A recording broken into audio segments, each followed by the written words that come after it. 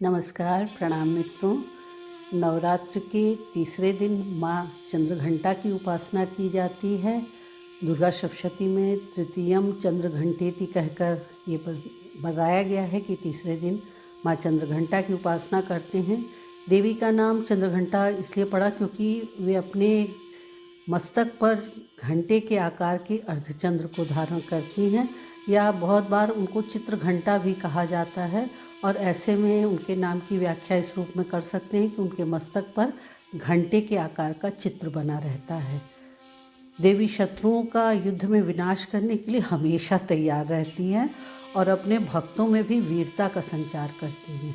अपने शत्रुओं और दुष्टों के लिए अत्यंत भयंकर हैं, किंतु अपने उपासकों और भक्तों के प्रति अत्यंत दयालु हैं।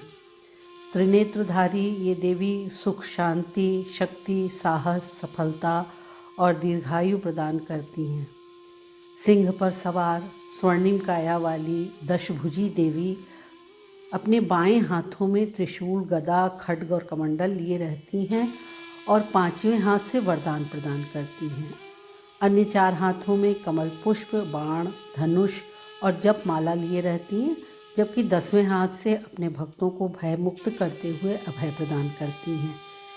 इतने सारे अस्त्र शस्त्रों से सुसज्जित देवी हमेशा ही शत्रुओं और दुष्टों से युद्ध के लिए तैयार रहती हैं।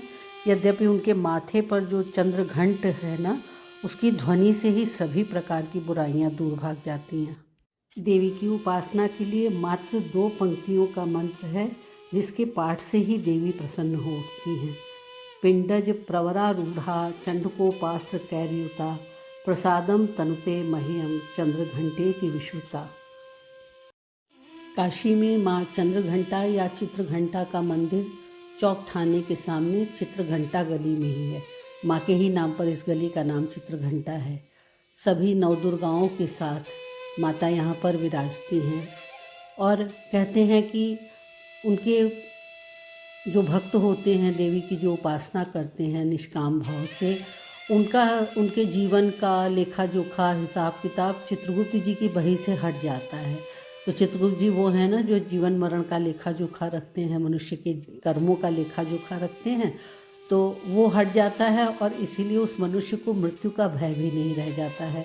आप यहाँ पर देख रहे हैं कि माता किस प्रकार नवदुर्गाओं के साथ में यहाँ पर विराजमान हैं। देवी चित्रघंटा या चंद्रघंटा से संबंधित पौधे या औषधि का नाम चंद्रिका या चंद्रसूर है। चमसूर के नाम से भी इसको जाना जाता है। बहुत से लोग चंद्रासुर भी कहते हैं। और ये धनिया की पत्ती जैसा पौधा होता है, जिससे सब्जी भी बनाई जाती है। ये शारीरिक शक्ति बढ़ाने के साथ ही हृदय रोगों को ठीक करने में सहायता करता है, मोटापा दूर भगाता है, इसीलिए इसे चर्महंती यानी चर्म का नाश करने वाली भी कहा जाता है। साथ ही अस्थमा, ब्रोंकाइटिस, खांसी, महिलाओं के जो विभिन्न रोग होते हैं उनमें सहायता करता है, ठीक करने में सहायता करता है। अंग्रेजी में इसे गॉर्डन क्रेस भी कहते हैं। तो मित्रों, आप माँ चंद्रघंटा की उपासना कीजिए, निष्काम भाव से कीजिए। बाकी तो सब कुछ माँ स्वयं ही संभाल देंगी। आपको कुछ नहीं करना होता है, बस आर्त भाव से माँ को पुकारना होता है और बाकी सारा कुछ माँ संभालती हैं। माँ अपने बच्चों का हमेशा भला ही चाहती हैं। तो आप एकदम निष्काम भाव से बस पूरी श्रद्धा से माँ को पुकारिए और नवरात्र आपके लिए बहुत ही मंगलमय हो। इन शुभकामनाओं के साथ विदा लेती हूँ। अगले वीडियो में हम लोग फिर मिलेंगे और चौथी देवी के विषय में चर्चा करेंगे। धन्यवाद, नमस्कार।